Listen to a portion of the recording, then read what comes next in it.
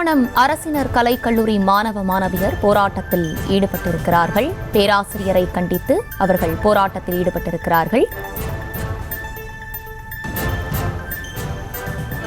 மேலும் விவரங்களோடு இணைகிறார் செய்தியாளர் கார்த்திகேயன். கார்த்திகேயன், வணக்கம். இந்த போராட்டம் குறித்தான முழு விவரங்கள்.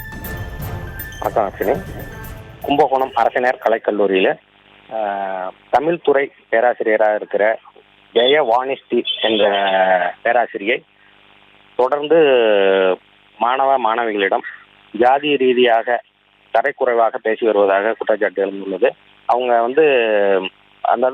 அந்த ஜாதியினர் அந்தந்த தொழிலை தான் செய்ய வேண்டும் என்ற ரீதியில் பேசி வருவதாகவும், அதே போன்று மாணவிகளே தரைக்குறைவாக பேசுவதாகவும் இது குறித்து பலமுறை கல்லூரி முதல்வரிடத்துல மனு கொடுத்தும் ஒரு 20 நாட்களுக்கு மேலாகியும் அது குறித்து எந்த நடவடிக்கையும் எடுக்கப்படாததால் அங்கே உள்ள மாணவிகள் இதனை கண்டித்து இன்று வகுப்புகளை புறக்கணித்து கல்லூரி வாயில் முன்பு ஆர்ப்பாட்டத்தில் ஈடுபட்டு வருகின்றனர்.